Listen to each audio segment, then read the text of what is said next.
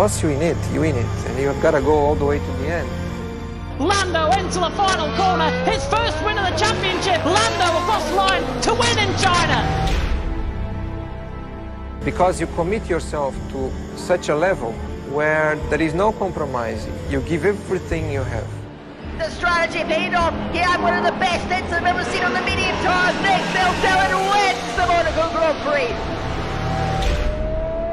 Deep in towards the final chicane. Rudy's trying to go for it on the inside. There's still both wheels of order. Mayor Will's old school's gone round. Oh my word!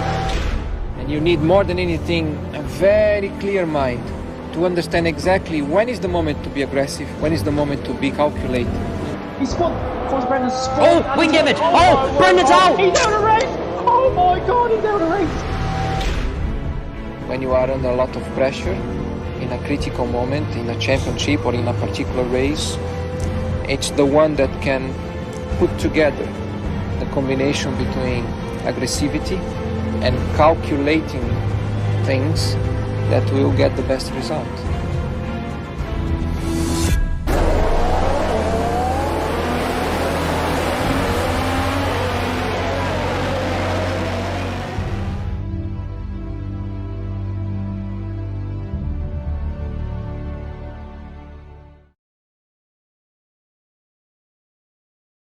Good evening, everyone. Welcome back to the League of Europe. We are here for round number 10 around I suppose a brand new circuit on the game. It did come out about a month ago, but around the Algarve circuit at Portimao.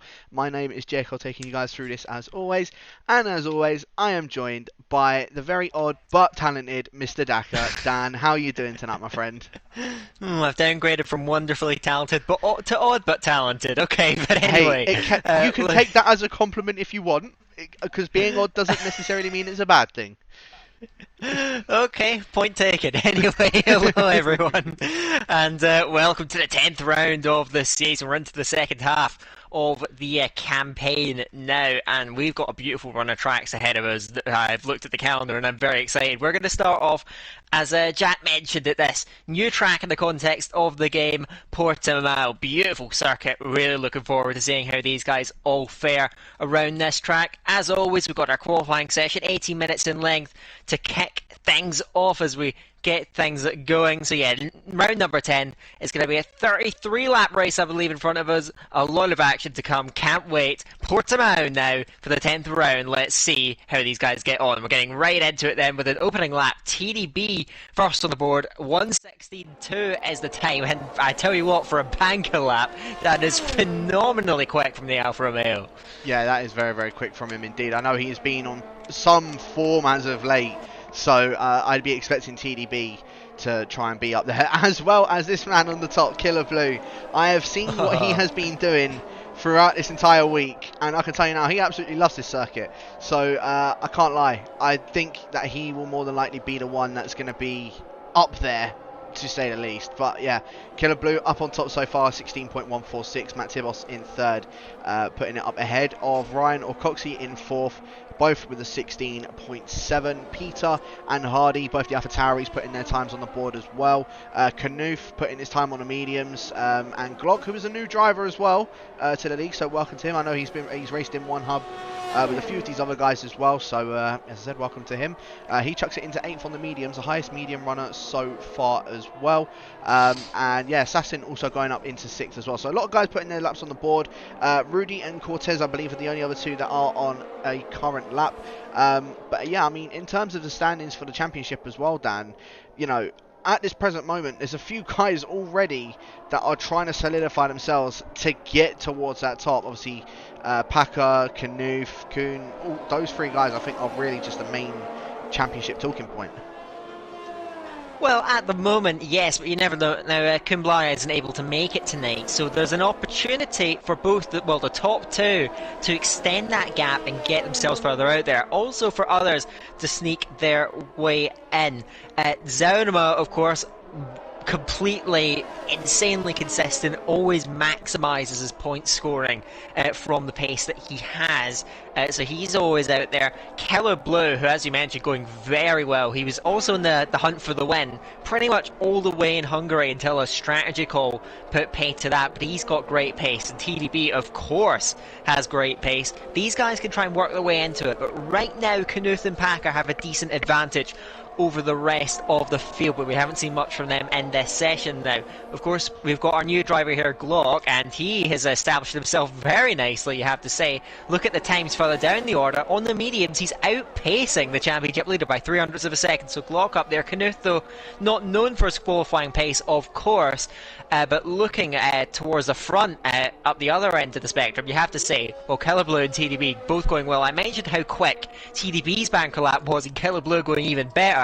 Some way clear. Scream is somewhere up with him. He's had a bit of a name change, but Killer Blue and TDB already, they dominated in terms of raw pace last time out in Hungary, and they are already looking so strong here in Portimao. They're going to be very tough to beat tonight. I'll tell you what though, there's one driver I'm currently keeping my eye out on, and it's the one that's sitting in second place in this championship. It's Packer. From last week, you know, he ended up finishing in second, right behind TDB, where obviously there was those three that were up the top, TDB, Killer Blue and Packer. And obviously now, as you said, this is going to be the opportunity for Packer and Knuth to get away from Kun, to try and get more points on the board. And same with Zaldemar, because Zaldemar, I'll tell you what, he's only 11 points behind Kun for third in the championship. So Zaldemar kind of has been creeping his way up, I must admit. And I mean, over the past couple of races, well, the only one that he didn't actually do too well in was Austria, where he ended up finishing in 12th. I think just a very bad strategy call from him in the end, as well as I think a couple of drive-throughs and stuff like that. But I mean, his past 5 races, he's finished 3rd, 4th, 4th and 5th.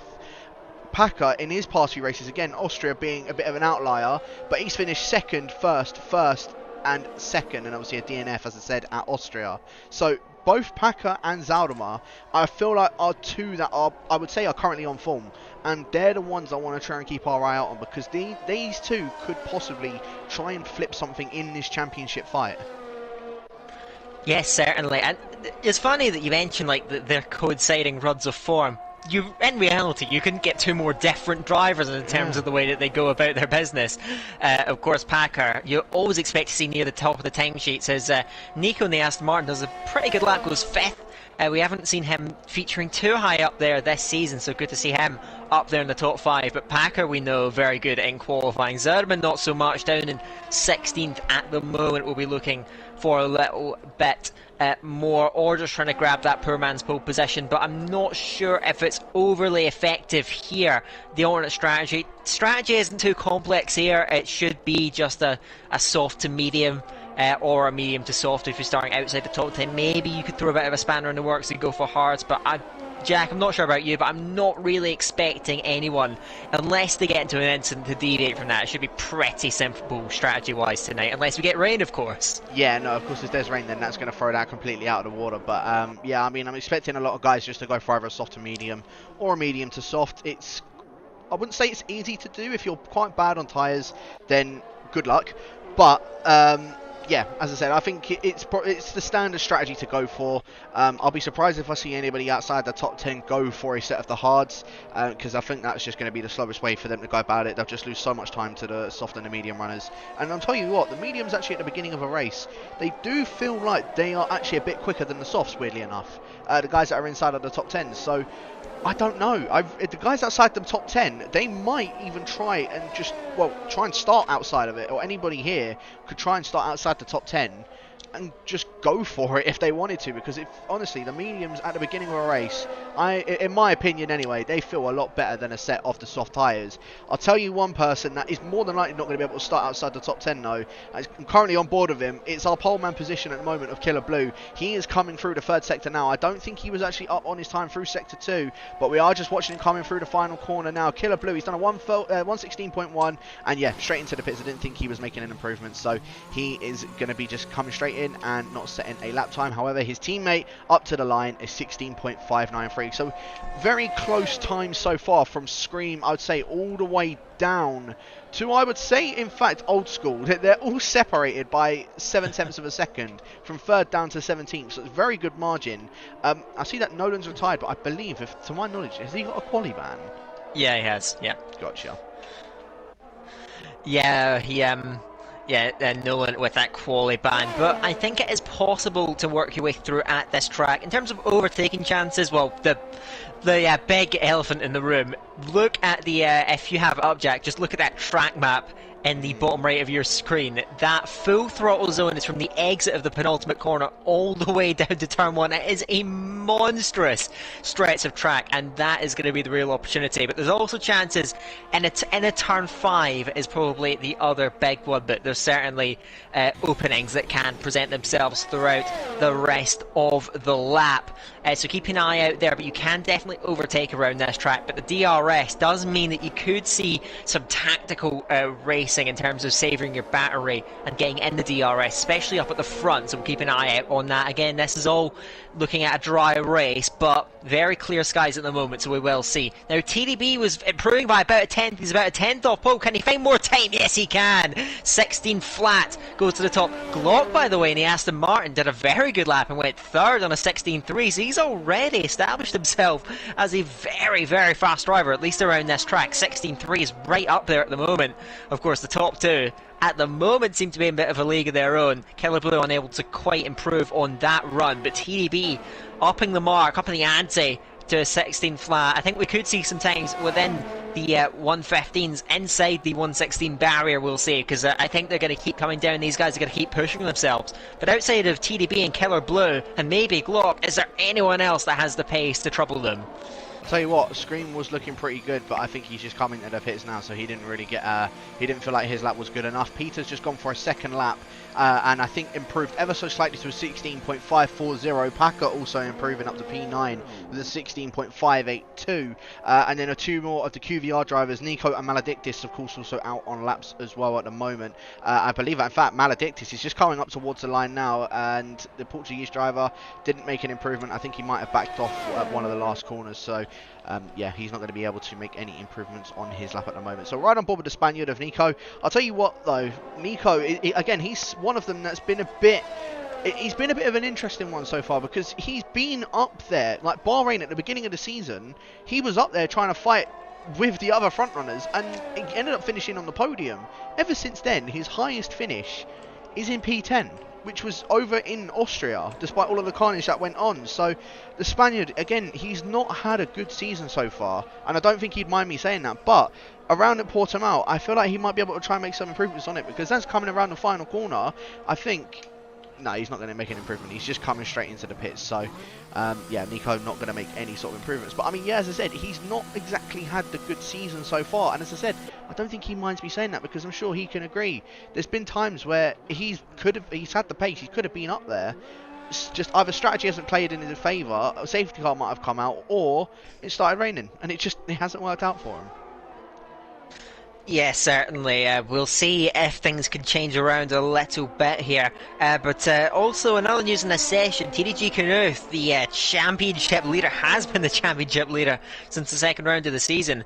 He has popped himself, actually the third round of the season, my apologies. He pops himself into, don't forget about Old School, but he's popped himself at a P3, and only just a 10th and a bit, really, off of that provisional pole, so he's not far out of it either. So great lap from Knuth, and we know he's not exactly renowned for his qualifying pace, so he's popped himself right into contention. And you have to say, well, if he's up there in qualifying, then the others are better watch out come the race. But yeah, certainly he has really established himself as well in this session. His rival Packer seems to be struggling comparatively, so he's got a lot of time to find out. They're currently down in 10th at the moment, not far off of even a P6, certainly very close in that midfield there, that is for sure. But still up at the front, TDB leads Killer Blue. That's been the story so far, but Knuth and Glock, who were on the mediums at the start, they're beginning to find some time. And just 3 minutes to go, this session has flown by. So we're getting into the final runs now. And you can see the top two are already out on outlap, so this is going to be interesting. Who is going to set the mark here? I think Killer Blue will be first up, so we'll see what he can do. Try and set that mark down. If he can improve on TDB, that puts the pressure on everyone else to try and better that in. Could we see times in the 15s? Could we see that 16 flat of TDB fall?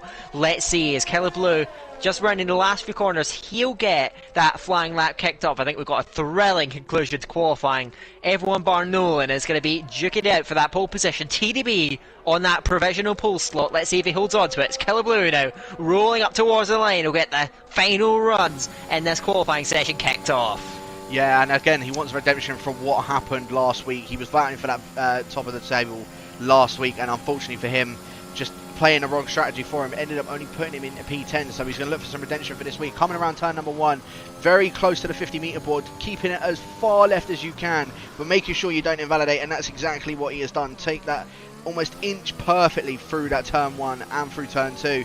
Now coming up the hill through turn number 4 is a bit of a difficult one because you can lose traction. DRS now wide open and down in towards the heavy braker zone of turn 5. Nicely short, shifting up in towards 3rd gear, and now again another fast sweeping right-hander and of turn 7 and turn number 8. Again, this turning just can throw a lot of people off. If you get a bit too early on the traction, you are going sideways. Now coming up towards turn number 9 and turn 10 and 11, probably one of my favourite corners on this track as well, because you need to get this so precise to get this run coming down this hill, and Killer Blue has done exactly that. However, he's only 300ths down on his time, so he's not making an improvement at the moment. This final sector is where everything is going to play into his hands for it though. Killer Blue now coming around through the penultimate corner, needs to get on the power as early as he can. I think he could have got on it a bit earlier than that. Killer Blue though now coming up towards the line. Is he going to make any improvement? Is this where he can maybe try and best TDB? He does, only by 400ths of a second, but we cannot forget TDB is also on a lap on his own, and I'm just having a look because he's coming up towards the end of sector 2, but look how much traffic is in front of him. He's got Packer only just in front of him. He's getting out of his way. A bit of a slide from the Dutchman, and again he's almost in the same position as what Killer Blue was in, 300ths of a second down in time, and he's gone. So yeah, he's not going for that time. He's not going to try and improve on it. He's going to get his tyres cooled down, and he's just going to go for one more fast lap. Just let all the traffic on by, so then he can be one of the final ones across the line. Yeah, it's so busy out there at the moment. Everyone looking to try and get those final runs, those final laps in. I think Scream will be the last over the line to get things kicked off for these final runs. Packer was on a lap. He's just about managed to get over the line as well. So who is going to be next up? Knuth is on a lap, but he's just coming through that first sector well up, though. It's one of the Alpines who's coming up to the line. It was Maledictus again. These guys all just setting up their laps. Carmentalist looks to be on a flyer, goes only 15th, unfortunately. We know he's not too renowned for his qualifying credentials, unfortunately. You can see there, Coxey came over the line barely, just didn't quite improve. I think the next is going to be one of the Haas drivers, so let's try and go. It's going to be TDG Slash is invalidated. You can see these guys struggling to get these final runs in, so difficult at the end of the session. Cortez is improving slightly, but backs off. He wants that poor man's pole position potentially now. Behind him looks to be Old School, a couple of tenths up, but remains in 18th at the moment. It's one of the Mercedes next up, as Maledictus disqualified from the session as Knuth came up to the line. He backed off there. We've not really seen many laps coming in, it must be said. TDB is on one at the moment. We'll see if he can try and push himself further up. Emily Scream is coming up to the line now in the Ferraris, just behind Rudy. He goes up into P5 at the moment. I think it's going to be one of the Wellings behind him. No, Packer's backed off. He'll start at 12. Now TDB coming up to the line. Does he wrestle pole position? He backs off, or did he just come 1,000th behind his time before? So tight out there. Do we have anyone left? Coxey is invalid. Peter is level and invalid. Saurama is on a clean lap, but he's down at the moment, coming up towards the line. Does he find any time in that last sector? No, he doesn't. That is going to be it for qualifying, and Killer Blue nicks it right at death from TDB. It's the Alfa Romeos behind him. dare I say it, a bit of an anticlimactic end to the session, but Killer Blue has snatched that pole position. Crucial starting point. He'll look to try and hold that into turn 1. TDB again joins him on the front row. These two are dominating the timesheets right now. Yeah, they certainly are. I thought there was going to be a lot more, as you said. It was very anticlimactic at the end. Killer Blue put the fastest lap on there, and then I thought there was going to be a lot more people just battling it out, trying to go for either that poor man's pole position, or even just trying to attempt to get towards Killer Blue's time. But even TDB, I thought because he was up on his time through Sector 2, so he must have done something in that Sector 3, because then he ended up going 8 thousandths down on his time. I mean, he's keeping it consistent, just unfortunately for him, it's in qualifying, not in the race, so... hopefully TDB can find that sort of consistency in the race, and hopefully he can get past Killer Blue for his sake anyway. But Killer Blue will line up on that front part, or on the front row of the grid, with TDB alongside him. So both of these guys, as I said, jostling in and out again, with Knuth in 3rd, Glock, the new driver in the league, in 4th, with Scream in 5th, Tibos in 6th, Rudy in 7th, Coxie in 8th, Assassin in 9th, Peter rounding out the top 10. As I said, Cortez will get to go on whichever tyre choice he wants to go on, which I'm assuming would be the mediums, but he gets to start on a, as I said, any sort of tyre that he would like. Packer alongside him in 12th, with Hardy in 13th, Nico in 14th, Zardama in 15th. As I said, I know he's not very known for his qualifying, so he will look to try and make up a few more places. Same with Carmentalis, not known for his qualifying, but again, usually keeps it nice and clean in the race. So in 16th, he is going to be starting. Old School in 17th, and then I think it was Slash and Nolan and Maledictus who ended up somehow getting disqualified from the session, but is going to be starting at the very back end of the grid. So that is qualifying in the books. As for the race, there is a bit of a cloud in the distance, but I don't think we should be seeing rain in the race. But now everyone is going to be all lined up, and we're going to be ready to go very, very soon. So let's see how this is going to end up playing out. Of course, you're going to have that Killer Blue TDB front row. I wonder how many times you said that this season as we look forward towards the race, but it's going to be interesting. Now, as for the start, well, this is probably one of the only tracks where being on the outside for the first corner is probably advantageous, because you can get very boxed in and you can get a lot of understeer on the inside. And I also want to mention on that point, during the pit stop phases, that pit exit could be pretty barbaric, because wow, it can get messy down there. With the exit, it can converge right onto the racing line, so the drivers will have to look out for that one. Killer Blue, though, leads them off the line, as we of course will look towards the tyre choices outside of the top 10.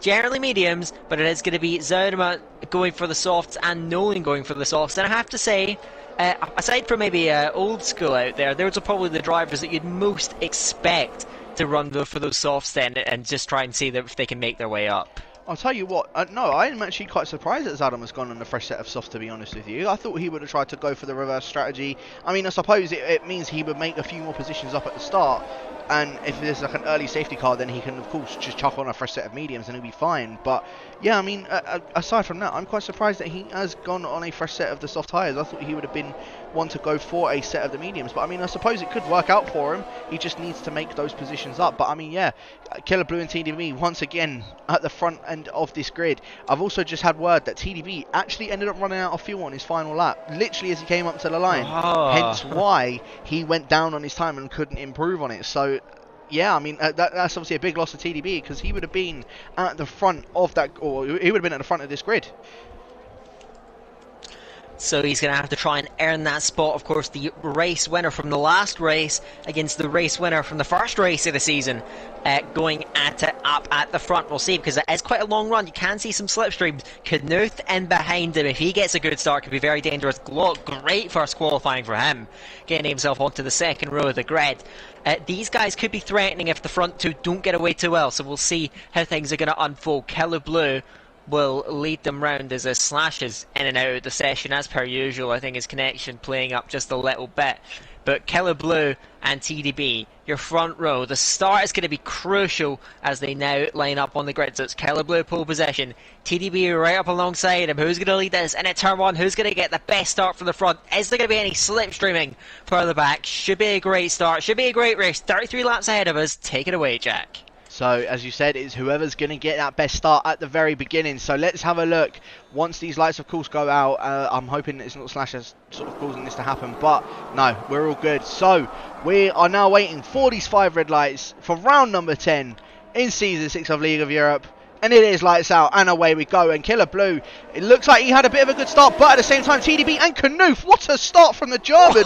Already 3 wide going in towards turn 1. Knuth trying to go around the outside, gets a move done on his teammate for this championship. That's going to be crucial for him. However, you can already see Glock also trying to go back down the inside of Scream. Both the Alpha Romeos are both side by side, and Killer Blue, what a start he has had. Didn't have the best run off of the start. However, he has managed to keep his nose clean and do very well about keeping his weight in that lead of the race. A little bit further back though, Rudy already trying to make up some place. He's going past Glock for that P5, although Glock trying to hold it around the outside of turn 5 and gets that, keeps that position. So the Aston Martin driver is going to just be able to keep that 5th position. Very nicely done from him. The Dutchman looking like he's already struggling because Tibos is already trying to get that move back done on him, but I think just has to back off for now. A little bit further down as well, Hardy and Cortez both trading positions, as well as Nolan and Zadama. So Nolan from the back of the grid is already up into 14th position.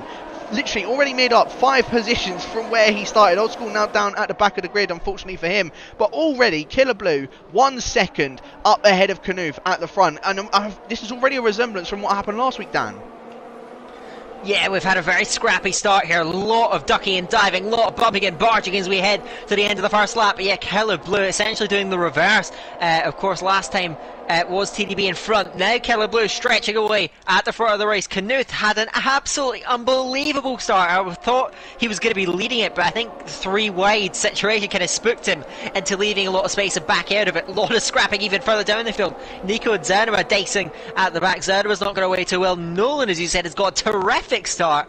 Right up to 13th from 19th. So he is right in the mix then. And the top of the fresh soft runners. He's going to have a lot of pace in theory. So let's see how that is going to work out as they all filter through turn 5 and now up towards the middle part of the track. It is Killer Blue who's stretched away. Now the task for him is to try and get out of that DRS range. The only problem is he's got that Alfa Romeo formation in behind Knuth and TDB. These guys are going to work together, try and stay with Killer Blue, but right now the pole setter looks imperious as he tries to stretch away at the front. The Alfa Romeo is trying to stay with him.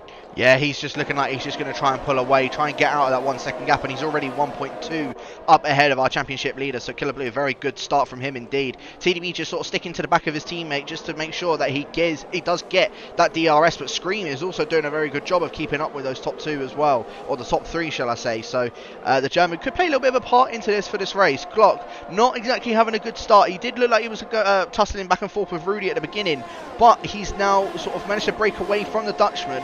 However, all of that battle in between them, he's now dropped off from those top 4 guys as Hardy's come into the pit already on lap 2. So I think he must have picked himself up some damage. I saw on the at the end of the first lap, shall I say, there was a bit of scrapping going on between Nico, Zaldama, Cortez, Nolan, commented this. It was all a massive scrap coming up towards the line. So I don't know if he maybe picked up some sort of damage from that, and I saw he was dropping places left, right and centre. But yeah, unfortunately for him, he's now into the pit. It's going on a set of the hards to go to the end.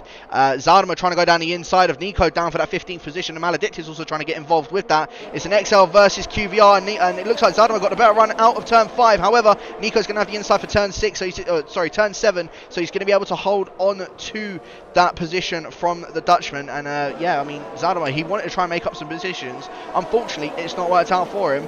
Nolan, however, he's made up the most positions so far, from 19th up to 12th, and I got to say, it's been an amazing start from him so far as Glock's gone off.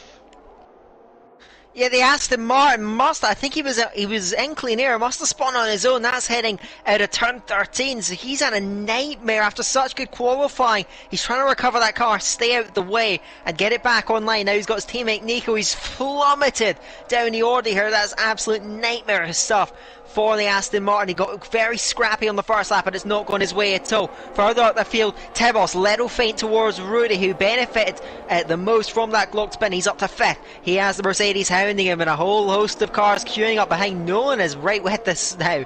Nolan looking so strong in this early stage of the race. Down at the back, they're still scrapping. Great little fight behind Zaunua here. Zaunua trying to break away now from Nico after spending all that time trying to get through, but these guys all very close, but some way detached already because of all the fighting. As Slash takes a big dive, actually taps Nico, now level with Maledictus as they climb up towards turn 7. Now the inside line is just about king here because it's such a high speed corner, and you can see that there's Slash running out wide. I'm trying to keep half an eye though on the lead fight, because I don't know about you, Jack, but I'm looking at that and it's just swinging like a pendulum between 1 second, inside 1 second and outside 1 second. Knut trying to get in that DRS range. It's just over at the moment, then just under, now just over, but does he have the exit speed to get back within it? He's got the overtake mode switched on, but I think Killer Blue's managed to hold him out, and Knuth, he has drained that battery, so he's got himself within 1 second. No DRS though. TDB in behind him comparatively much healthier, and Killer Blue in front, but Knuth really draining that, and if I were him I would let my teammate behind straight through as whoa, I can't keep up with it. There's a whole host of overtakes down the main straight within the top 10. Yeah, I just saw there was like loads of red and green that was just going on. I thought it was almost Christmas already, but yeah, I mean, Tivos getting past Rudy, Paco getting past Assassin. Nolan's up into now 11th position, as I said, from where Glock made that pit stop earlier on in the race. So, yeah, Glock now down in 19th. He picked up a 5-second penalty for speeding in the pit lane. Nolan now going past his relentless teammate and almost dove it straight down the inside of Paco for that 9th position as well. The American, the highest now on the mediums in P9. Again, can't particularly count out Paco because, again, he's one of those ones that, well, he just does very well in the race. There has been times where he has bottled it, admittedly, and again, I'm sure he doesn't mind me saying that. But, I mean, come consistency, I think he is probably one of the most consistent drivers that are on this grid. He just needs to be able to finish the job, I suppose, is the way. It's the worst way I could probably say it, but you kind of get where I'm coming from, where he just doesn't seem to manage to get the finish on in the end, and just sort of drains it out to the point where he doesn't end up taking the win, or he may end up taking 2nd or 3rd in the end. So yeah, as I said, hopefully he can maybe try and convert this one into a win tonight. He's already back into 9th, as I said, on the set of the mediums.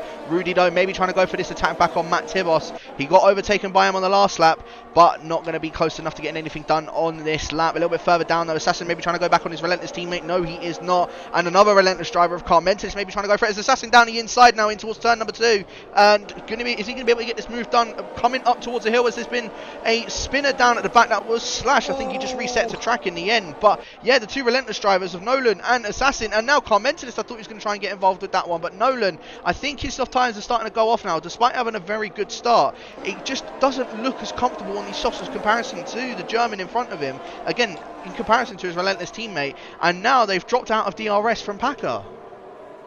Wow, no team orders at Relentless. That's the first for the night, but it is Assassin.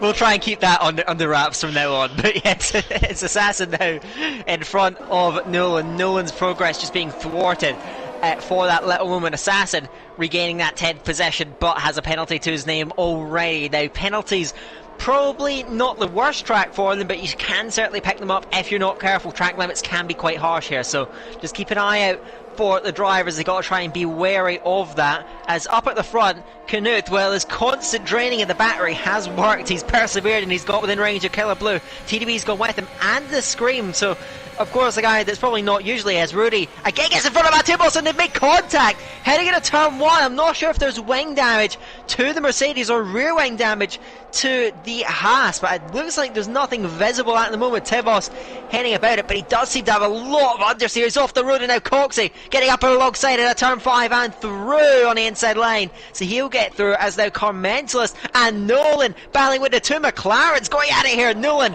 on the inside leaves a space for his teammate coming round the outside. It's the mediums against the softs here as they duel up towards turn 7. On the inside is Carmentalist. Nolan brave around the outside. What a move that is from Nolan. It's so difficult to get around there, but he was slightly in front. He put on the squeeze, and against his teammate the McLarens going at it. This scrap between the three RAL RAL drivers. Absolutely brilliant. Now Cortez trying to get on amongst it, but the places on the edge of the top 10. Great racing between this lot. Ooh, Peter going into the back of Matt Tibos coming up towards penultimate corner. The Dutchman, I don't know if he picked up any damage. I'm pretty sure Matt Tibos does have damage because he is losing so many places now. But Peter, that was a bit of a dive from the Dutchman. He went straight up the inside, and well, I'm sure he's going to be coming into the pits now. Yeah, I think he must have picked up damage as Matt Tibos passes him going into the pits. Well, to be honest, it looked like Peter let him through, actually, on hindsight. But yeah, he did make that move stick in the end. Battle up at the front, though. Knuth is pulling over to the side. Is he letting his teammate through here? Yes, he is. So TDB, as I suggested they do this a few laps ago, TDB does go to second place. Knuth will try and go with him now as the top four continue to stretch from the rest of the field. But yeah, Tibos and Peter getting into a bit of contact there. Of course, Tibos we saw first coming together with Rudy earlier in the lap. Rudy's up to 5th. The Williams drivers for this weekend going well. Coxey in P6. That's Ariel Ryan for those of you that haven't been around for a while. Packer, though, going well at the moment in 7th, but he's been caught. Carmentalist is also showing a lot of pace early on. So these mediums, as you alluded to earlier, they are very good in this opening stint. But the thing about the alternate strategy is that when you get on the softs, I've seen this in Division 1, traditionally, I don't think the driver's going to make the ground that they do. I think, well, the alternate strategy you'd think would work quite well at the start, but I also don't think that the softs have enough in them in the closing stages to make up for that, and so that's where they could struggle. We'll see if these guys can make it work. But Packer up in 7th, Carmentalist up at 9th on the tyres as now Nolan comes in and gets a penalty for his troubles early on. But just seeing him go into the pit lane is very interesting. The first driver in from those softs. I wonder if that's going to trigger some pit stops. I think we're going to see a very busy pit lane with these soft runners going for mediums very, very soon. Yeah, Assassin as well, all over the back of now Carmentalist. Carmentalist managed to actually get the move done on his relentless colleague, shall I say.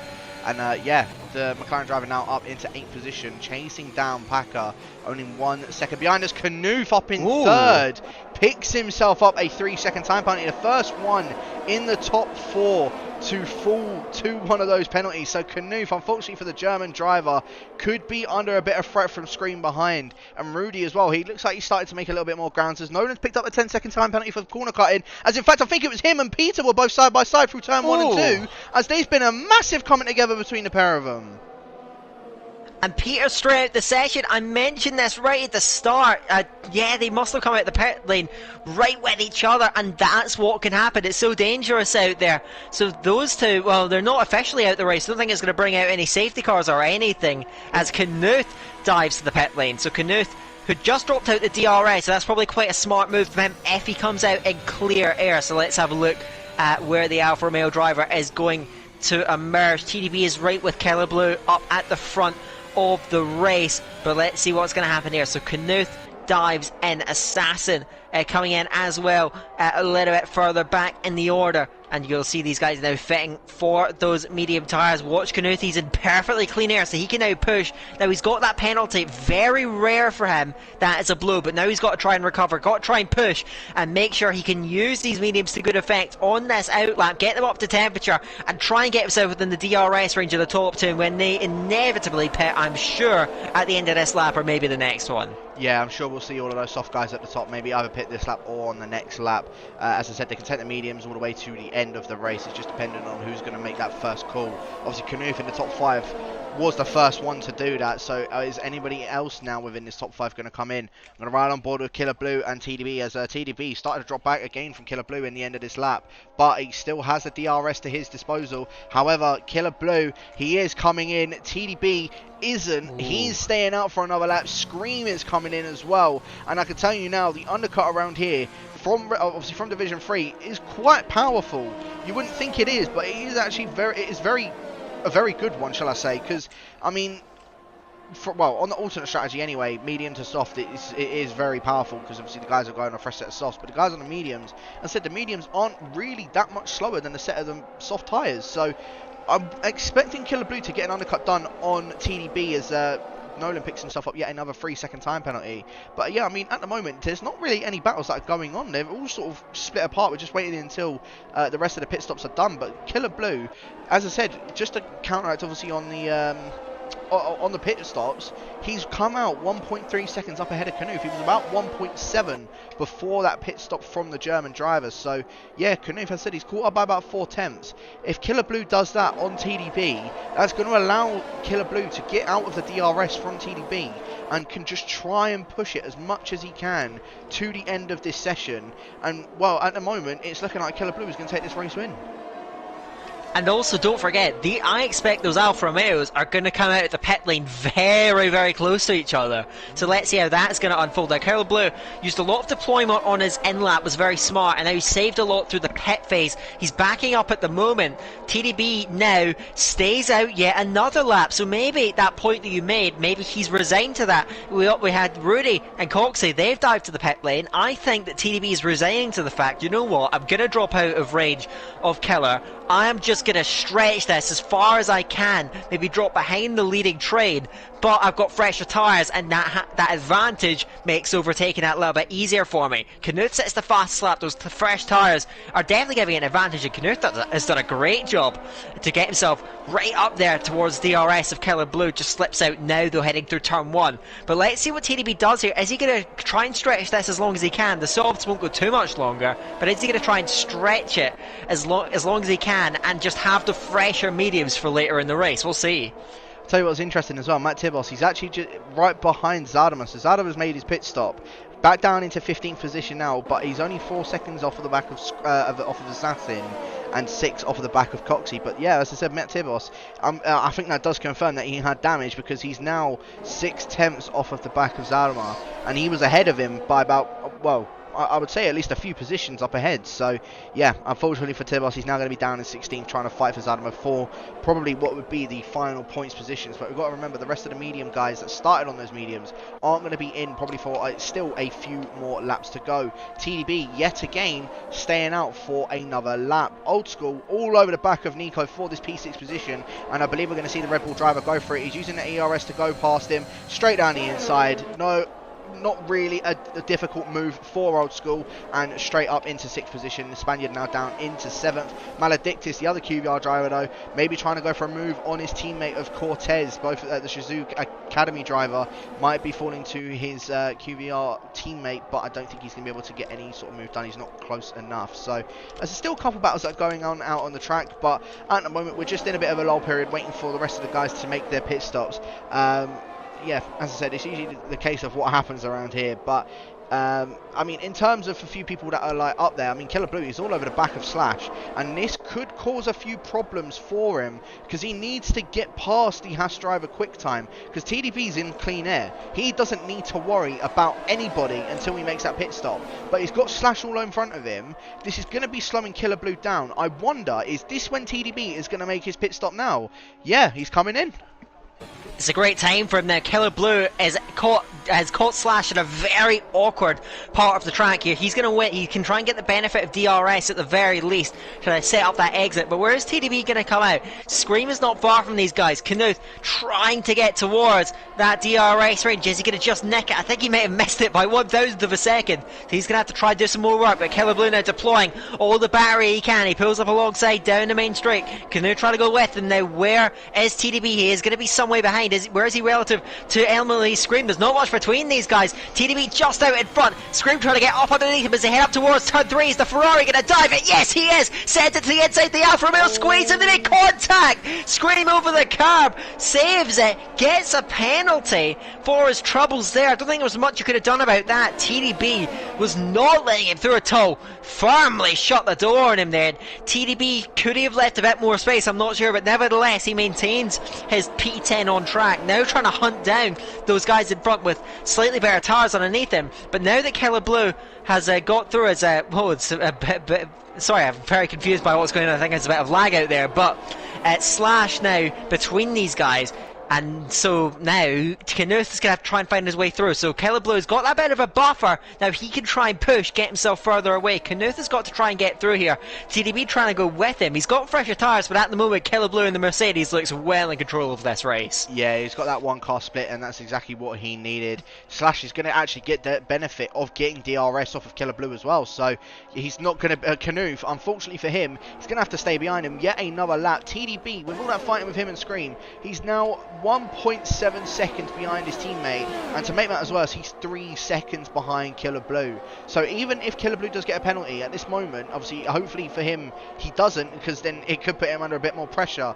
But if Killer Blue does pick up a penalty now, I don't really think he would need to worry, because he's got the gap to TDB, because Knuth does have a penalty to his name as well, but he will have that gap to TDB. So Killer Blue, again, he's done a very good job of that pit stop. He played that to perfection, I think, as a car mentalist up in second position, picks himself up a 3-second time penalty between the two QBR drivers. And speaking of, Packer is in the lead of this race. However, it's not a net lead of the race because he is still yet to make a pit stop. But as I said, he is the leading medium runner, as Hardy and Nolan at the back of the grid making a few moves between each other, as I believe Nolan getting the move done on Hardy, but Hardy all over the back of Nolan once again for this final position. Nolan completely almost squeezing off Hardy. Hardy going down the inside into turn 5. I think this is probably our closest battle on track, and I think Hardy might have even got that move done on Nolan around the outside once again. He's going to have the outside for turn 6, but at the inside for turn 7, and I believe Hardy's going to try and hold it around the outside. A little bit of contact between the pair of them as Assassin picks himself up a 3-second time penalty, and Hardy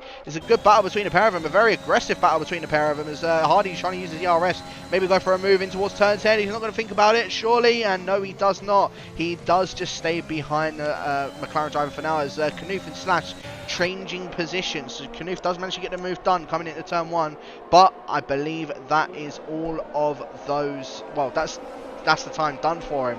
1.3 seconds now behind Killer Blue, and Killer Blue's now starting to close up to the back of Nico and Old School. That little battle for P5. Again, he doesn't want to be caught up too quick in, doesn't want to be caught up too much in that battle, because otherwise it's just going to cost him time to Knuth, cost him time to TDB, and then they may even try and have a look at and go and attack on him. Killer Blue has also done a brilliant job of managing ERS. He's 95% coming out of turn 8. He is well in control now. Knuth is trying to push up towards that range, just over 1 second. Killer Blue, if I were in his shoes, I wouldn't let him within that range. I'd burn some of that battery, try and keep him out of there. As it stands at the moment, just over that, he's going to try and control it. Now Slash is holding back TDB. TDB's got to get through very, very quickly here. Where can he spot a move? Slash just covering the lane. I don't think he's actively defending. TDB just waiting, though he should get it done easily on this straight. It's such a long straight. DRS, he's going to fly past. Further up the field, though, still trading places. It's going to be Nico to the inside of Old School. Will get that move done. Killer Blue tracking him. TDB predictably moving past Slash, trying to hunt down his teammate, who to his credit is also working his way towards Killer Blue. He looks to have good pace in this stint, Knuth, but I think that Killer Blue is just holding back here. So we've got a spinner out there on the track, and that's Cortez. Cortez coming out of turn 4, I think. That is just spinning the car around. It's such a difficult traction zone uphill. The tyres just not cooperating, and the Alpine driver spins around. And in a bit of a story of his season, well, excluding some of the races that he excelled, such as Russia and in Austria, going round again, and really, well, that is just a heartbreak for him. He's showed so much pace so often, but as is so often, then it just hasn't worked out for the Portuguese driver. Yeah, no, it certainly hasn't. I'm very unfortunate for him, to say the least, as well. Coxey all over the back of Rudy. Of course, Coxey does have himself a 3-second time penalty. In fact, yeah, no, only a 3-second time penalty. I'm just looking at all of the penalties. Nolan somehow has 21 seconds of penalties, as he's gotten the move done on Hardy, as there's more yellow flags. I think that was just Cortez getting out of the way of everyone there. But yeah, look, he's closing all up to the back of Rudy for this P11 position, and saying that there's a few more guys that are all very close together. Once again, Old School and Nico maybe look to try and trade positions. Once again, no, Old School not going to be close enough to getting any sort of move done, so he has to stay behind him, but that's allowed Killer Blue to now get in the DRS of the rest of these guys. So let's see, is Killer going to be able to try and maybe pick these off one at a time?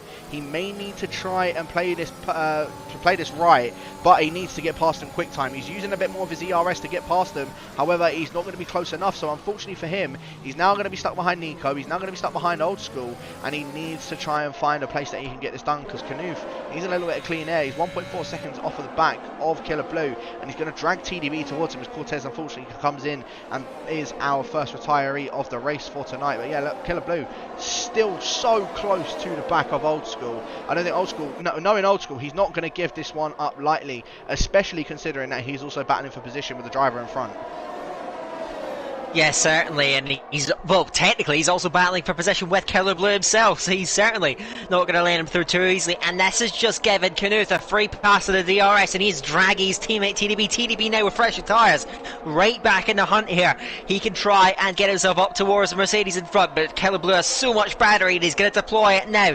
Killer Blue trying to attack Old School. Is Old School going to try and hold him off? He's got DRS of his own. He's deploying then. He's looking towards that inside line. Nico having to defend from the bear, but this is going to get very nasty in here. To the inside is Killer Blue and Old School side by side through turn 1. TDB gets Knuth behind. Old School trying to hang it round the outside, breaks very, very late. He's going to run out of road. I think Killer Blue though makes a bit of an error, and Old School fights back inside of turn 4, gets his nose in front. Can Old School hang on to this? Killer Blue trying to be brave on the brakes, round the outside into 5. Old School heading into him then, but the traction is with the Mercedes. Old School so much fight as you'd so often expect from him, but in the end the superior tyres of Killer Blue do prevail, and now he has to get past Nico and try and take advantage of Old School. But look at this, TDB is already up and alongside the Breton now as they head up towards turn 10, and the inside line is with TDB. Nearly runs into Killer Blue, but that is critical for the Alfa Romeo to follow Killer Blue through.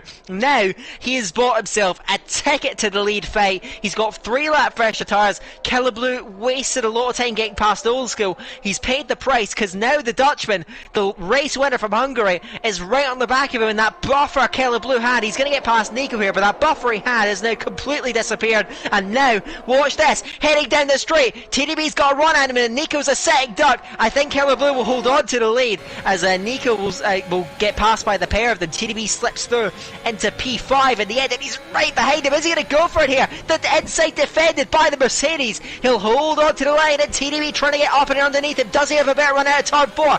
Killer Blue punches away. Will try and stretch his legs and get that gap to turn 5. He'll hold on to it, but now TDB is hiding him. We've got 13.5 laps to go in the race. Killer Blue still has the net lead, but now the Alfa Romeo is right with him and piling the pressure on. I'll tell you what's also a bit interesting is Knuth actually got left behind, so he is now behind Nico and Old School, and that's put him 2 cars between TDB and Killer Blue. Of course, Knuth is still in a net 3rd position, but all of that battling between them, yeah, TDB is now only 3 tenths off of the back of Killer Blue for this race win. We could be seeing TDB maybe try and go for this race win for tonight. Killer Blue also the other one that could be going for it. Again, it's between these 2 guys once again since last week. Unfortunately for Packer, he's just well, he's going to be a bit of a sitting duck. He's about 7 seconds or 6 seconds up in front of this battle going on between TDB and Killer Blue. But let's have a look. TDB, he's going to get the DRS off of Killer Blue, and I think we're going to be seeing a net lead change here. So here we go. Killer Blue's just going to keep on pulling it off to the right hand side. He's not coming up into 8th gear, so I think TDB might end up trying to go for a move, trying to go around the outside, but Killer Blue defends the inside position from that. I don't know what had happened there, because Killer Blue kept it in 7th gear, so I don't know if TDB was just biding his time and just didn't want to pass him on that straight, but I feel like TDB could have easily gone past him.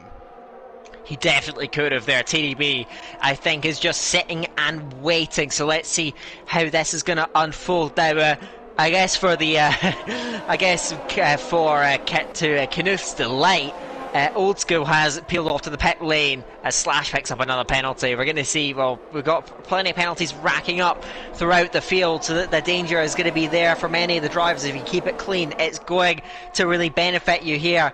But yes, certainly. So Knuth has been somewhat detached. He can still has a chance, I think, of getting within that DRS range. He's got a better battery to use, but he has got Nico in between him. But I think now you're seeing that point where the medium starters are now making that transition to the soft. But let's keep an eye out now. TDB, he's more than close enough to make this move, but we see so often with lead fights at DRS dependent tracks, they're always hesitant to lead. Killer Blue and TDB, probably neither of them want to be leading this. Now TDB closes, he goes up to 8th gear, he is right up behind him, but you can see he lefts at the end of the straight. So TDB lifting off that throttle. He has no interest in leading this race. Killer Blue will maintain the lead, but TDB is just sitting behind him. Knuth is only just outside the DRS. Scream is not far behind either, as pretty much everyone dives to the pit lane. Packer emerges just behind Ariel Assassin, so he's got a decent points finish on his hands as well.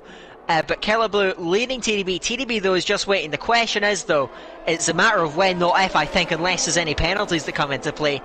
TDB is going to go for it. The question is, how long does he wait to drop the hammer and strike and go for that move? I don't know. I think this could be in the last couple of laps. He may try and go for it, try and get a bit of enough gap on Killer Blue, and then just try and take the win from it that way. But yeah, I mean, Killer Blue, again, well, just looking on board with TDB, or when I was looking on board with TDB, yeah, he turned off his DRS midway through that straight. He knows he didn't want to go in front of Killer Blue. He's just sitting behind him. He allowed Knuth to catch up to him as well. So Knuth is now back within the DRS, and I wonder if this is when we may actually see TDB go for a move. Used a little bit of his DRS to just keep up to the back of Killer Blue, but now that Knuth is in the DRS, are we now going to see TDB go for this move? Let's have a look. DRS is now wide open for the Dutchman, using a bit of his overtake, and yeah, this is where we're going to go for the move. So TDB gets the move done. Now into the lead of this race is the Dutchman. Killer Blue now into second. He's going to try and back Killer Blue into his teammate. Only 6/10 separating him and the German. So I wonder if we're going to now see Knuth maybe try and take a bit more of a charge. He's going to try and use a bit more of his battery. However, Knuth has only got 20% of his battery in comparison to Killer Blue with about 60%, where he tried to get past Old School for quite some time. A little bit further down the field, there's actually, in fact, there's been a bit of a spinner.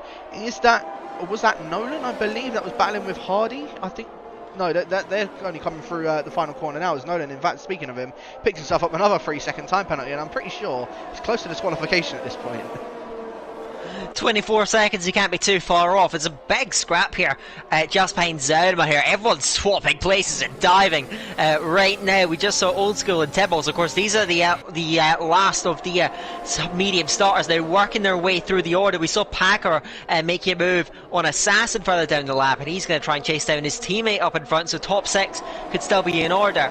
Now, interestingly enough, about this battle up at the front now, TDB leads this. Knuth, if I'm in his shoes here, P3, now you're the last of the guys on track.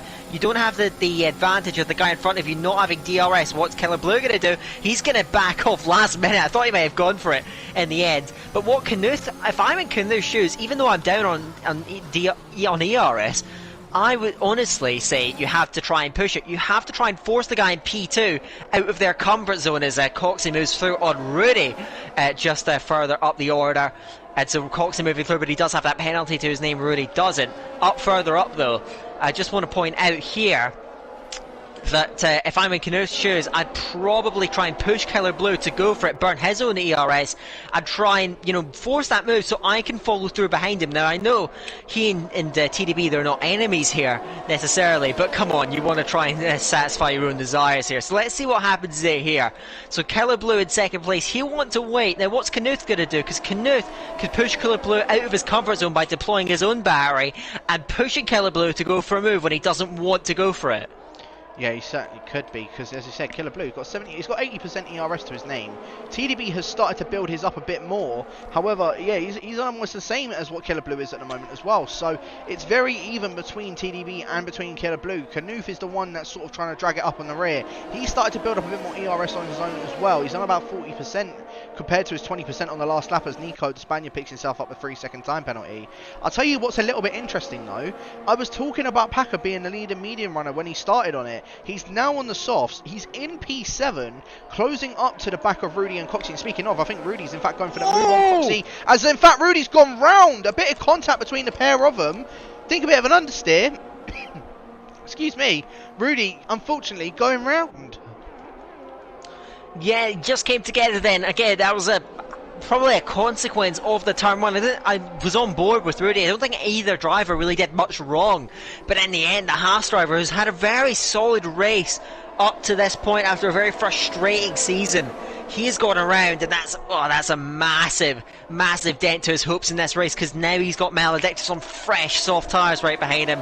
That's going to be one tough position to hold on to. We're inside the last 10 laps of the race now. TDB still leads it from Killblue P2 at the moment, as well, it was inevitable. Another penalty for Ariel Nolan, and now approaching 30 seconds. He's on 27 seconds at the moment. Neither of these guys at the front wanting to use their battery. Killblue over 80% now as they head down the straight, but Knuth is now right with him, and is he going to try pressure Killblue? Killblue looks to the inside and does exactly what he did a couple of laps ago, holding back and waiting, but he makes a bit of an error, and Knuth is right there with him now. Is he going to try and apply pressure on the second place man? He ducks towards the outside line, can't quite manage it. If he can try and get past Killblue, he can play a rear gunner role, because even though he can try and get through on track, he's got a penalty to his name. Not really worth fighting his own teammate. So let's see how this is going to unfold here. So Killblue still sitting in behind, but Knuth now beginning to pressure them. Scream has kept these guys honest through the entire race. If they start battling for real out there, he's not out of it either. So let's keep an eye out on how this is going to all unfold. TDB from Killblue, from Knuth. 4/10 is the gap from P1 to P2. And now I have to say, Killblue is waiting. He's just at 100% battery. He's biding his time. But of course, I think the main theme between these guys, when it comes to the final lap, lap 33, when the DRS is active for the last time, neither of these guys wants to be leading them, because in reality, there's a big chance that the leader is going to get swallowed up at the end of this race when everyone's attacking. Yeah, it's going to be, I don't know, I really don't know how this is going to play out towards the end. Killblue, as I said, just biding his time. Knuth just biding his time. TDB also just biding his time. However, Killblue, he's a lot closer this time. He's using some of that ERS. TDB turning almost into the, into Killblue, shall I say. But Killblue now into the lead of the race once again. And I wonder if this is going to be now the trigger point, because now that he's only got one Alfa Romeo behind him, as opposed to, well, in between both of them, is TDB now maybe going to try and go for a move on Killblue to just, as I said, put him back between him and his teammate? No, the Dutchman just going to sit behind Killblue for now. Now, I wonder if we're going to start to see the same scenario as what we've just been seeing over the last couple of laps. Or is TDB going to try and go back in front of Killblue in the closing stages of these laps and then just try and pull away from him? They've both got almost a similar amount of ERS in comparison to each other. Both just using a little bit of ERS coming out of turn 7 as well. But yeah, I mean, a little bit further behind as well, Packer, he's caught up to his, I suppose, his reserve Williams teammate of Coxey, and Coxey's not going to try and let him pass. He's going to have to try and do it the hard way, and I wonder if we're going to see Packer maybe go for a move on him. Well, probably move down DRS straight, as you said. It's probably one of the only places that you can go for a solid overtake, other than maybe the hairpin out of the second DRS straight from turn 4. But yeah, I'm just right on board with the American, maybe try and go for some sort of move very soon. But back towards the front end of the field, TDB, he's not turned on his DRS, and he's just going to sit behind Killblue again. So yeah, he's just going to play the game, just sit behind him, burn out his DRS when it comes to maybe the final 2 laps or the final lap. I really don't know how this is going to play out, Dan. Killer needs to try and get a bit of a move on, as I said, Packer getting the move done on Coxey coming up towards turn 1. This is just that, yes, Packer gets through fairly easily. Their Maledictus as well, cruising past Rudy down there. This is just the reality of modern F1 racing, really. You know, these guys. But, you know, when you can sit so close behind, this isn't really an issue in real life F1, because they can't really follow quite as closely as this. But these guys are all just sitting and waiting. The overtakes that Killblue in particular is going for, they're not significant moves. They don't really mean anything in the context of the race. It's just positioning, really. It's not, you know, a decisive overtake. These guys are all just waiting. TDB didn't turn on his DRS, and yet he still just about got alongside him. He had to back off to make sure he didn't get alongside Killblue, and it nearly caught out his teammate Knuth. It's comical how much these guys are holding back then, and it makes me quite excited for the last few laps. Now, Scream, interestingly, these guys have all been jostling so much, just trying to get into position. He's also caught these guys, and he's got the same amount of penalties as the man in third place, Knuth, as TDB just about draws alongside. There's mind games at play between these front two. TDB doing what Killblue was doing a few laps ago, drawing alongside and not going through with the move. He nearly ran into him there, but now Scream is with him, and now he can try and play a role, because now Knuth is going to be pushed into trying to hold that P3. These guys are on the same amount of penalties. The advantage that he's got is that Scream has, well, he's got nothing to his name really in terms of ERS, but further back down the field, big scrap going on here between Maledictus and Rudy. Rudy trying to go round the outside of 3, inside of 4, but the Alpine cruises around the outside and holds on to P9. Rudy was trying to strike back, he got overtaken by Maledictus a couple of laps ago, but the Alpine holds on to it this time around and keeps that 9th position. So those guys are going at it. Slash and Nico for the final point as well. Further down the order, Slash just getting in front at turn 5 in front of the Spaniard who tries to get back at a turn 7. Wow, they came close to coming together, but in the end Slash just holds on to it. Nico had to get out of that, otherwise there was going to be a truly awful incident between them. Now again, up towards the front, we come round towards the DRS straight. Now, is the DRS going to actually open for TDB? It is open and then it's closed and it open again, and now he goes towards the inside line, draws right up alongside and goes for it, and Killer Blue just lets him through. It breaks very early into turn 1. TDB was barreling alongside him. Now these guys are backing up so much that Scream is getting right up behind Knuth, and now the top 3 are all covered by just a second between them. It's incredibly tight. Who's going to make the first move? Because between these top 4, all hell is going to break loose, for lack of better words, when these guys finally set off and go for that race win. It's going to be so close, so difficult to see who's going to come out on top with that. Obviously it's just going to be the race between Killer Blue and TDB, but well, I don't know how it's going to play out between these top 2. Honestly, Knuth and Scream, they can play a massive part in this. And Knuth, you can see he is just trying to hound the back of Killer Blue. And TDB, I think he's starting to use a bit more of his ERS now. I think this is the time where he's going to start to push, try and get that gap to Killer Blue to stop him from trying to go for any sort of move. And Knuth is also going to try and do the same thing as, I think, Assassin down in 10th. Yep, he's had the spin. Is that out of turn 9? I think that is. Or sorry, the turn 8 curve, I think that is. Yes. So unfortunately for the German, he's gone around us. There's been a little bit further down as well. I think that was Nolan also just getting out of the way of everybody else. I saw he set the fastest lap of the race as well. But yeah, interestingly enough, at the front, Killer Blue, I've told you, he's now out of DRS from TDB. So TDB is getting that push along. And Knuth, the German, I thought he was going to go for a move. He's used a bit more of his ERS to try and go for a move. And Killer Blue had to use some of his ERS as well to hold him off. So Knuth is just going to try and play the team game of just pressuring Killer Blue as much as he can. And now Scream may even try and do the same thing. However, Scream barely any ERS to his name as well. This is going to be so close, Dan. Killer Blue needs to try and get back within the DRS, otherwise TDB has just walked away with it. Wow, TDB, what a break he has made here. He went all out there, deployed all the battery he could, and it has worked. He is 1.3 seconds clear. Can he hold on to it? What a manoeuvre this could be to win the race. 1.4 seconds. Killer Blue needs something special here to try and produce. He's not burning that battery. He's waiting all the time here, but you need to get back in DRS at the very least for the last lap, and Knuth will try and look to take advantage here, but he makes a bit of an error, and now Scream is hounding him, looking to try and find that unlikely podium. 1.6 seconds. TDB is deploying all the battery he can. He is gone. Killer Blue needs to give everything here, but is he just too far back already? TDB, I don't think Killer Blue was expecting it. I think that he expected that the chess game was going to continue between the two of them, and now TDB has broken clear. 1.7 seconds just about. He's burned all his batteries, TDB, but Killer Blue needs a mammoth effort here. Has TDB stolen a march with just 2 laps to go? I think it's one of those things. It's like, you know, TDB's playing, Killer's playing checkers, but fucking TDB's playing chess. So I don't know, man. I really feel like this is going to be very tight between the pair of them. I think Killer Blue might have just gotten a little bit too far out of that one. So I think TDB might have run away with this one. Killer needs to use all of his ERS. Although, saying that, I wonder, is that Matt Tibos? Oh no, sorry, it's Matt Tibos in the pit. Sorry, I saw there's a little red square down the bottom. I thought he was running out of fuel, but no, that's Matt Tibos just coming into the pits. There's Hardy down in 17th, picks himself up yet another 3-second time penalty as well.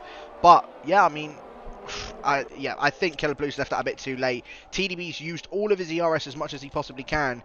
Killer needs to use his ERS. He's got 50% left in the tank. He can still use it to hold it off Knuth, and I think that's the reason why he's not burning it, is so he can hold off Knuth, just to make sure he doesn't get any move done. I'm sure we're now going to see Killer Blue try and use his ERS down this straight.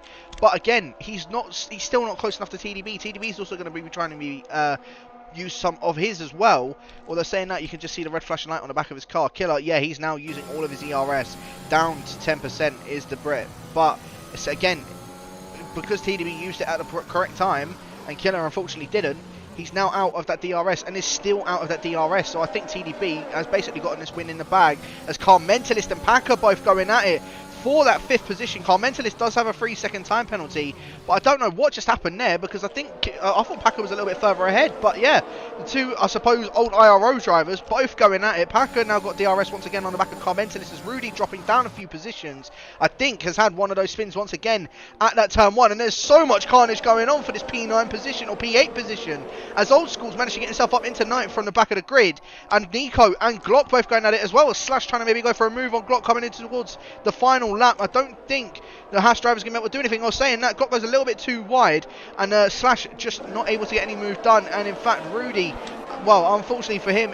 what I thought was going to be a good battle with him, unfortunately just dropping down multiple positions, down into 13th and out of the points. Slash looks like he will get the final points position. I was saying that 10th, 11th and 12th all have penalties, so Rudy at least will be to be a little bit of damage limitation from that, but TDB does end up taking the win in the end. I'm sorry I did not manage to catch that. Killer Blue does end up finishing in 2nd, Canoof in 3rd in the end, Scream in 4th, Car Mentalist ends up taking 5th position, and saying that he doesn't because of that penalty, so Packer will take 5th. Car Mentalist will take 6th, Coxie in 7th, Maledictus will take 8th, Old School in 9th, and I believe, if I'm not mistaken, Nico will still finish that 10th position, but I think Rudy's going to jump up a few positions here. So let's have a look. Nico remains in 10th, Rudy in 12th, 11th, sorry, Zaldemar into 12th, so ends up picking up a point in the end anyway. Glock, unfortunately for him, just not a good debut for him. He started up in 4th and, excuse me, just did not play out for him, Dan. Yeah, certainly. It looked very strong and very promising early on. But yeah, certainly not going his way. Timbos does grab the fastest lap of the race in the end, though. In 16th position, Hardy is going around and going full lock through all the corners, taking out his frustration on the track. I'd imagine then it's still his frustrating D2 season continues. Assassin just decided to dip out the session, fair enough, as Peter, his AI car, will come over the line, and we're just waiting for Hardy coming around the last corner. He will cross the line in 17th. So that is your race. Your podium is TDB, Killer Blue, Canoof. That's 3 rather familiar faces up at the top of the standings. Can't wait to get these guys in, because well, it wasn't the most action-packed race. There was quite a lot, I think, to ask our drivers. A lot of psychological warfare up at the front of the race, and in the end, well, is this a changed man? NSX TDB 2nd race victory in a row, and well, he looked almost down and out earlier on in the season. You have to say, with we still have 7 races left. Could there be enough time for him to claw back against his teammate and also QVR Packer? That's going to be a fun watch to see how he gets on. But NSX TDB, a brilliant drive, and you have to say now looking like an outside shot at potentially getting into that championship fight. We'll see. Yeah, it was a very close one indeed throughout the entire time, but TDB, as I said, he used his ERS to its perfection, and it made it work. So he does end up taking the full 25 points for tonight. Killer Blue, again, started on pole. There's a good battle between the pair of them, but does end up finishing in 2nd. Canoof in 3rd. Scream starting in 5th, ends up finishing in 4th. Again, a good drive from him, just kept it nice and quiet, and I thought he might have even tried and gone for a move on his fellow German in front of him. Packer in 5th, with Car Mentalist in 6th. Coxie in 7th, Maledictus in 8th, Old School in 9th, Nico in 10th, Rudy in 11th, Zardaman picking up the final points position in 12th, Glock in 13th, Slash in 14th, Assassin in 15th, Matt Tirbos in 16th, XL Hardy in 17th, Nolan in 18th with 25 seconds of penalties. Apparently he managed to serve 5 seconds of it, and then our 2 DNFs of Peter and Cortez. Unfortunately for the both of them, they didn't manage to finish the entire race. Again, I'm still not too sure what happened between Nolan and Peter. It was a very interesting thing, because I saw just both of them off of the track. So, yeah, very interesting indeed. But yeah, as I said, we're now just getting the podium finishes into the party. and of course we can start to interview them. And I'm sure TDB was very keen to get in the party, and we're speaking to him first. TDB, that just looked like an absolute mind game at the front of the field. There was times where I saw you just didn't want to turn on your DRS. Obviously, I know that was intentional. Was you trying to aim for a specific lap to go for a move on Killer Blue? Because that looked like it was definitely a tall order. Well, this race was hectic. I mean, it's a very tactical game. I did an overcut on Killer Blue with 2 laps, so I knew I definitely had the tire advantage on him. And at that point, I was just waiting for whatever happened, and I was chilling on 100% ERS for I think 2 laps. And at that point, I was like, yeah, I'll just go ahead and see what happens. And then Knuf told me that Killer Blue had made a mistake, which was 6 tenths. And then I just used it all in the third sector, extended to 1.0 something, so which was enough for him to not have the DRS. And after that, I used a bit more, 1.6, and then I knew I had it in the bag. Fair enough. Nice and confident from that as well. So, yeah, I mean, as rightly you should be as well. So, it was a very good drive from you indeed. As I said, massive congrats for that first spot as well. As I said, I know you and Knuf usually like to play the team games between the pair of you. Was there a few times where you thought I might just have to let Knuf go and just try and take Killer Blue and let him try and get the win, or was it always going to be an intention that you were the faster one and that you just needed to get ahead and that you could get it done? I wouldn't specifically say the team orders were only for me. Definitely not. In the beginning of the race, Knuf had a better start than me where he overtook me, and he definitely was quicker in the beginning. I was struggling, and luckily he got up to the DRS of Killer Blue, which helped us a lot near the end of the race.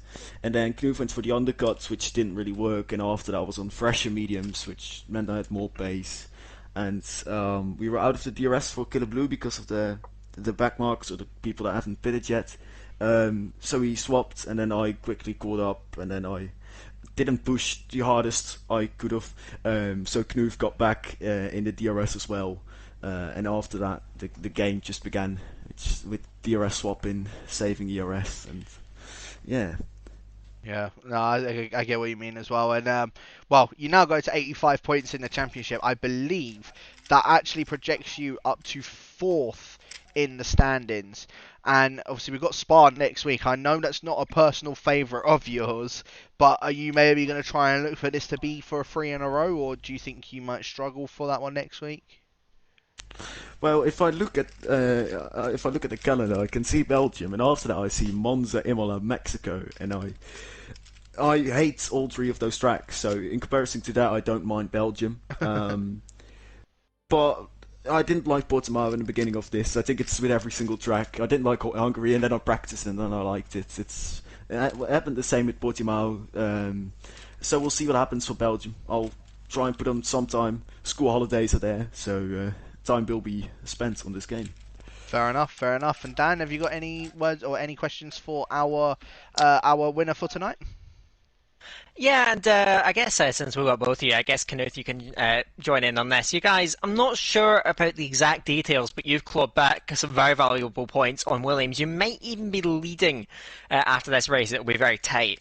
But just what are your thoughts on that constructors' battle? Because it looked as though Williams had a good advantage, but you've managed to claw that back somewhat. So what do you think going forwards, and how do you see that battle unfolding through the rest of the season?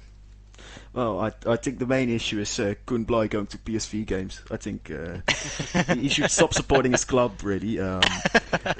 Now, we're leading now because I'm ahead of Koen and Knuf is ahead of Bakker. So unless they did some magical thing and paid someone, I think we are leading. But no, I don't know. It's a comparison with Koen missing a few races. And just, I think both teams have made a few mistakes. I mean, me and Knuf have both driven at least this race very well. I drove decently last race, and yeah, we just got scraping in points, and especially this double podium finish really gave us a boost.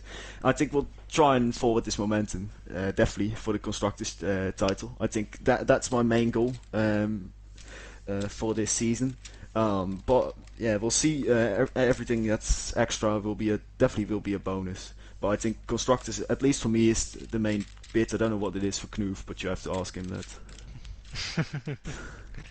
Well, I'll hand it back over to you, Jack, and I guess we'll see. We'll hear from our third place finisher, TDG Knuth. Yeah, certainly will. So, Knuth, again, a very strong performance from yourself. You do extend that championship lead now. I believe Packer did end up finishing in 5th in the end, so you do extend that gap by another 10 points up ahead of the Americans. So now on 120, you're now 20 points up ahead of Packer.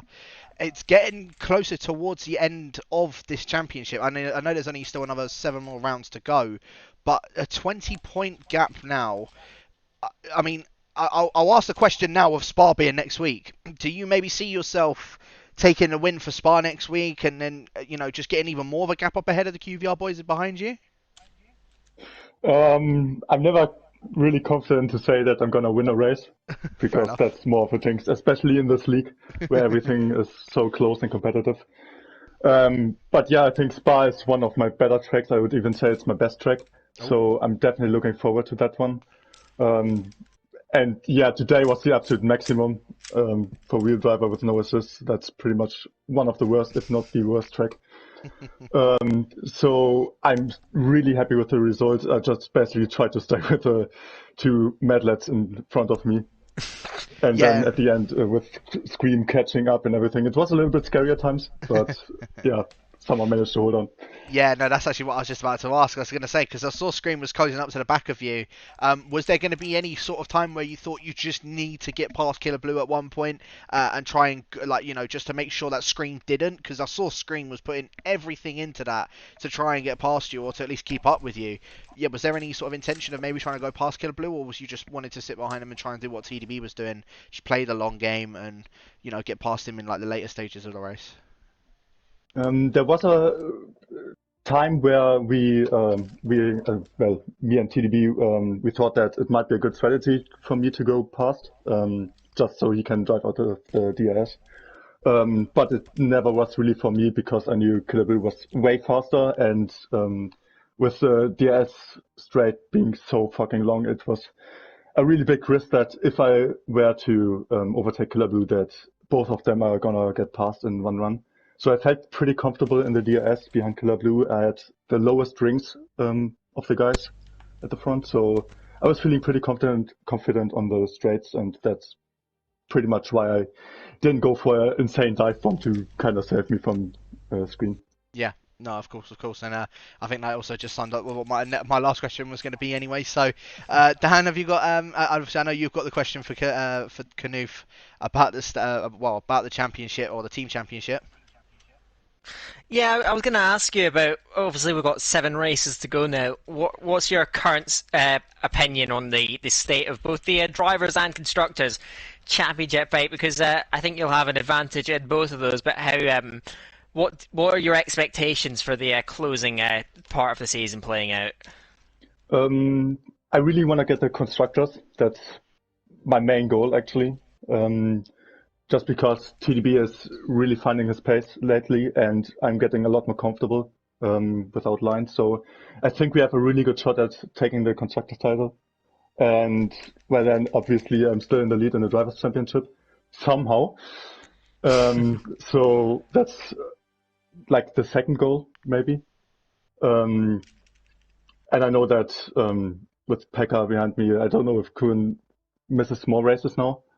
But yeah, I know that Pekka is a really rapid driver, so it's going to be a really close one in the Drivers' Championship. But I think that we have a really good shot at winning the Constructors. I can't wait to see how that is going to unfold. Thank you very much, guys. I don't think we're going to get Keller in here, unfortunately, but I guess we're going to round this off. I'll hand it back over to you, Jack. We can get things wrapped up here. Yeah, certainly can. So, as I said, that was a very interesting race to say the least. As I said, I know that was just more of a mind game out of anything, and as I said, that was quite an entertaining race in the end as well, especially in that midfield. That they definitely made that a very entertaining race to say the least. But thank you to everybody that has tuned in for tonight. Make sure you guys do check out Division 5 as well. I think that's just currently finished as well. And then of course next week we've got at Division 1, Division 3, and Division 4 at 6:30 p.m. British British Standard Time, and Division 2 and Division 5 at 8:10 p.m. British Standard Time as always. So make sure you guys tune in for that one. Thank you to everybody for tuning in for tonight, and we'll catch you guys next week for round number 11 around the Spa-Francorchamps.